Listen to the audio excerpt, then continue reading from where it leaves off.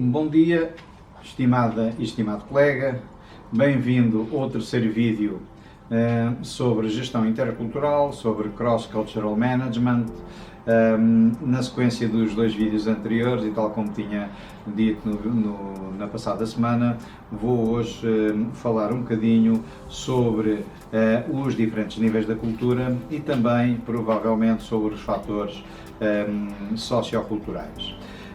E não resisto a começar por uma pequena brincadeira que costumava utilizar nos meus cursos e que tem a ver com o céu e o inferno na cultura europeia. Ou seja, o que é que a cultura europeia tem de bom e de menos bom, de uma forma meramente uma brincadeira, não se pretende com isto ofender ninguém ou criar estereótipos. Mas o céu seria nós termos um polícia inglês, com um chefe francês, com um amante italiano, com um mecânico alemão e todos eles geridos por um suíço. Isto seria o céu. O inferno, em contrapartida, seria nós termos um chefe inglês, um polícia alemão, um mecânico francês, um amante suíço e todos eles geridos por um italiano. Ou seja, a Europa tem diferentes tipos de cultura e os diferentes tipos de cultura têm sempre aspectos mais fortes e aspectos menos fortes, isto é algo que é importante.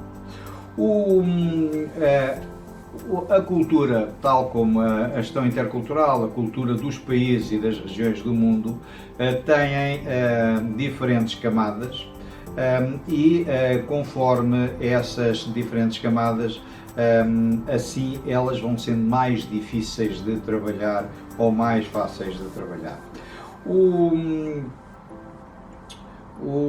Estas diferentes camadas são, no caso, por exemplo, na classificação do Geertz-Hofstede, e falei dele mais tarde, tem a ver com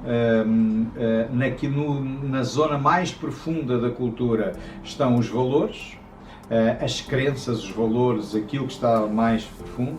Depois temos os rituais, aquilo que nós vemos no dia a dia entre as pessoas.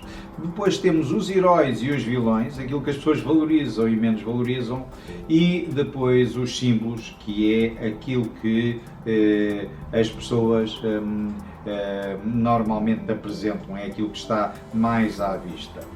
Por exemplo, se nós observarmos um grupo de jovens, por exemplo, japoneses, nós vamos ver que aquilo que eles vestem, os utensílios que apresentam, são praticamente iguais aos europeus ou aos americanos, mas, no entanto, se começarmos a ir mais profundo para aquilo que são os seus heróis, os seus rituais e principalmente os seus valores e as suas crenças, nós vimos que há uma diferença enorme entre uma jovem japonesa e uma jovem americana ou uma jovem inglesa.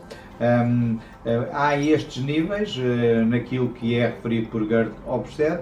No caso do von Stroncknars diz mais ou menos a mesma coisa e tem muito a ver com, no interior são as crenças, as assunções básicas, depois à volta a camada seguinte é a camada das normas e os valores e depois é aquilo que é mais explícito, que é mais visível, que são os utensílios e os produtos.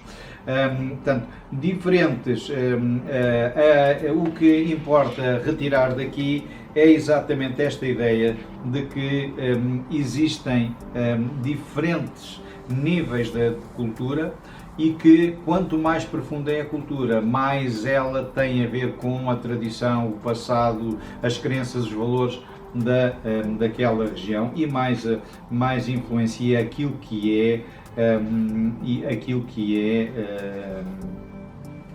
importante na relação entre as pessoas.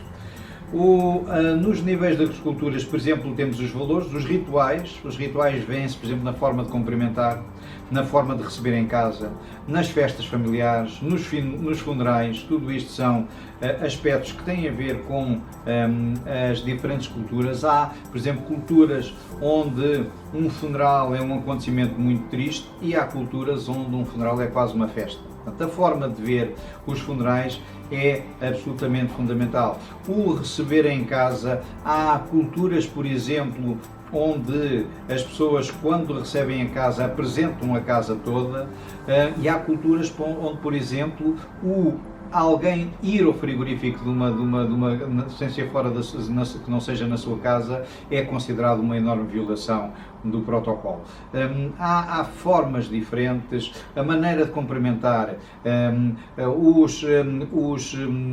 Os europeus do Sul, por exemplo, são muito mais próximos, tocam-se mais, a proximidade entre eles é muito. Os europeus do Norte, pelo contrário, é muito raro darem um beijinho, é muito raro estarem próximos. Portanto, a distância entre corpos na Europa do Norte é muito superior àquela que é na Europa do Sul. Tudo isto tem a ver com aspectos da cultura e, por exemplo, em equipas, isto pode gerar algumas situações de incompreensão.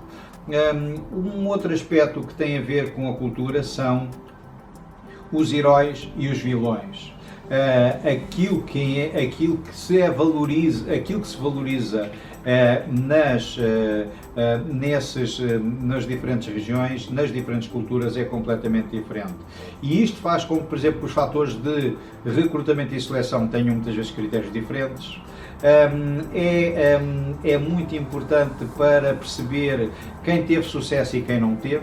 Por exemplo, nos Estados Unidos, se a pessoa é o primeiro em alguma coisa, se tem muito dinheiro, se tem muitos bens, quase se esquece a forma como ele lá chegou e, portanto, valoriza-se muito aquilo que é material. Já, por exemplo, na Europa do Norte, não se valoriza tanto o bem material, mas valoriza-se muito mais o conhecimento intelectual.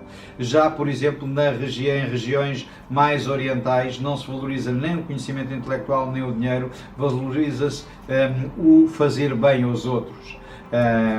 Enfim, tudo isto são aspectos que têm a ver com modelos de comportamento, têm a ver com níveis de cultura.